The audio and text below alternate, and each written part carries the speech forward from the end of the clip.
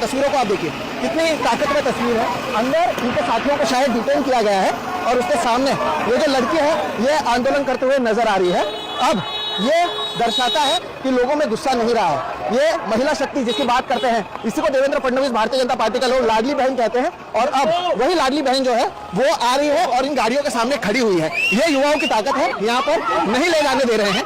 ये एक नई तस्वीर जो है वो सामने आई है। लेकिन ये महिला अकेले जो खड़ी है यहाँ पर, ये एक तरीके से सबूत है कि लोग डरना छोड़ देते हैं, आजादी के नारे लगाए जा रहे हैं। और ये एक आंदोलन है, जो ये तस्वीरें हैं ये मुझे लगता है मुंबई के लोग याद रखेंगे और बड़े पैमाने पर वो अब भी हैं।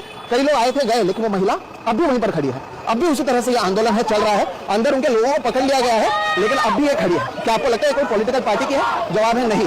ये देश की युवा है, ये सोशल मीडिया से आए हुए लोग हैं। तो ये तस्वीर है, ये मुंबई में हो रहा है। ये मुंबई की महिला है। इन्हें देवेंद्र फडणवीस को लगता है लाडली बहन करके 1500 रुपए देकर हम हमारे नाम कर लेंगे, हम जीत कर आएंगे। तो ये कॉन्फिडेंस भी आप देखिएगा, इन तस्वीरों को आप देखिएगा ताकि आपको पता चले कि किस तरह से चीजें होती हैं। और लोग जो है एक एक करके आ रहे हैं, गाड़ी के सामने खड़े हो गए हैं। तो ये सच्चाई है, ये तो आप देखिएगा। इन्हीं तस्वीरों से आप समझ सकते हैं कि ये जो आंदोलन है किस तरह से हो रहा है। और you guys want to stop. Why did you think of stopping it? Why not?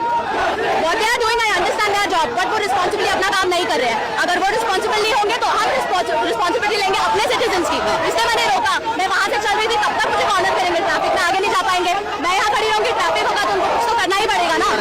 And everybody, I stopped by myself and look at this now. 2 minutes and look at this. What are your demands? What do you think should happen now?